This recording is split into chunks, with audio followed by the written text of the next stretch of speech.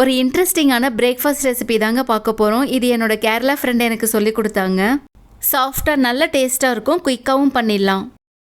மிக்சியில் ஒரு கப்பு வறுக்காத அரிசி மாவு போட்டுக்கிறேன். ஒரு கப்பு அரிசி மாவுக்கு 2 முட்டையை உடச்சி ஊற்றிக்கலாம். தெரியாதவங்களுக்கு சொல்கிறேன், முட்டையை டைரெக்டாக மிக்சியிலே உடச்சி ஊற்றாமல் வேற ஒரு பாத்திரத்தில் உடச்சி ஊற்றி நல்லா இருக்கான்னு பார்த்துட்டு அதுக்கப்புறம் சேர்த்துக்கோங்க. 1 டீஸ்பூன் உப்பு போட்டு 1/4 கப்பு தண்ணி ஊற்றி நல்லா அரைச்சி எடுத்துக்கலாம். ஒரு மிக்சிங் பவுலில் ஊற்றிக்கோங்க. நாம் முட்டை சேர்த்துருக்கிறதால இந்த அளவுக்கு தண்ணியான பதத்தில் வந்துடும். 1/2 டீஸ்பூன் ஏலக்காய் பவுடர் சேர்த்து செய்யும் போது அந்த முட்டை ஸ்மெல் வராதுங்க.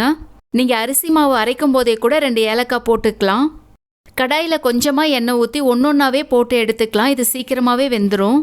எண்ணெய் மிதமான சூட்டில் இருக்கும்போது மீடியம் ஃப்ளேமில் வச்சு சட்னி கரண்டியால் 1 கரண்டி ஊற்றுங்க போதும். நல்லா எழும்பி வரும். மறுபடியும் திருப்பி போட்டு எடுத்திங்கன்னா குயிக்காக ரெடி ஆகிடும். பார்க்குறதுக்கே ரொம்ப அழகாக இருக்கும். உள்ள சொலையாக சாஃப்டாக இருக்கும். நான் சிம்பிளாக உடச்சி ஊற்றின முட்டை கிரேவியோட தாங்க சர்வ் பண்ணேன். உங்ககிட்ட சிக்கன் இல்லை மட்டன் குழம்பு இருந்ததுன்னா டக்குன்னு இந்த ரெசிபியை செஞ்சுடுங்க. எப்போதுமே பூரி தானே சாப்பிட்றோம். ஒரு நாள் இந்த மாதிரி டிஃப்ரெண்ட்டாக ட்ரை பண்ணி பாருங்க. ரொம்ப ஈஸியாக பண்ணிடலாங்க, டேஸ்ட்டாகவும் இருக்கும். இந்த மாதிரி நிறைய இன்ட்ரெஸ்டிங்கான வீடியோஸ் நம்ம சேனலில் இருக்குது. லைக் பண்ணுங்க, சப்போர்ட் பண்ணுங்க.